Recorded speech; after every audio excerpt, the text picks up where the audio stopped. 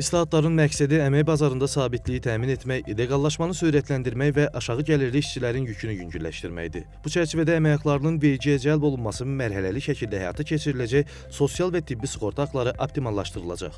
İslahatların nəticələrinin qorunub saxlanılması, müvafiq sahədə stabilliyin təmin edilməsi, həmçinin leqallaşma prosesinin davam etdirilməsi üçün daha az gəlirlərə aşağı vergi yükünü müəyyən etməklə qeyri-neft qaz sektorunun özəl bölməsində əməkdaşlarının tədricən, mərhələli şəkildə vergiyə cəlb edilməsi təklif olunur.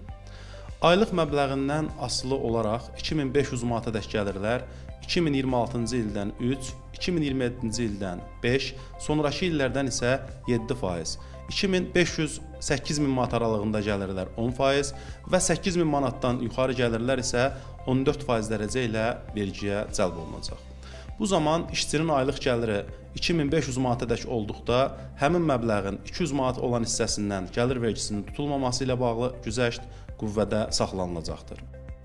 Vergi sistemindəki bu mərhələli yanaşma həm aşağı gəlirli işçilərin iqtisadi vəziyyətini qoruyur, həm də orta və yüksək gəlirli işçilərin vergi yükünü ədalətli şəkildə tənzimləyir. Bu isə əmək bazarında daha balanslı gəlir paylanmasına imkan yaradır.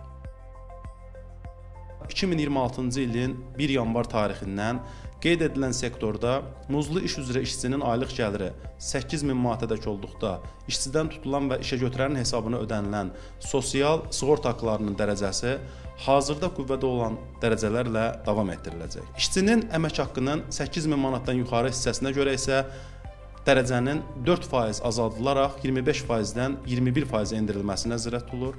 Beləliklə, işçi üzrə 10%, işə götürən üzrə isə 11% nəzərdə tutulmuşdur. Sosial sığorta haqlarında aparılan dəyişiklik yüksək gəlirli işçilərin yükünü azaldır və əmək bazarında motivasiyanı artırır. Bu həm işçilərin rifahına, həm də işə götürənlərin xərclərinin daha səmərəli idarə olunmasına xidmət edir. Özəl sektora münasibətdə tibbi sığorta haqqı dərəcələrində də dəyişiklik nəzərdə tutulur. 1 yanvar 2026-cı il tarixindən etibarən isə işçi və işə götürənin əmək haqqının 2500 manatadək olan hissəsindən 2%, 2500 manatdan yuxarı olan hissəsinə isə işçi və işə götürən üzrə 0,5% icbari tibbi sığorta hesablanacaqdır. Bununla da əmək haqqının 2500-8000 manat intervalında icbari sığorta haqqının cəmi dərəcəsi 4%-dən 1%-ə endirilmiş olacaq. İşsizlikdən sığorta haqqının hesablanması isə hazırda qüvvədə olan qaydada davam etdiriləcəkdir. Yeni mexanizmlər həm sosial müdafiənin maliyyə dayanıqlığını gücləndirir, həm əmək bazarında yükü balanslaşdırır, həm də vətəndaşların rifahını qoruyur. Rəsmi məşğulluğun təşviqi və əmək münasibətlərinin rəsmiləşdirilməsi isə uzun müddətli sabitliyə xidmət edir. Samiq Nuriyev, Atabək Səyyad, Rəşid Əkbərov, NTV Xəbər.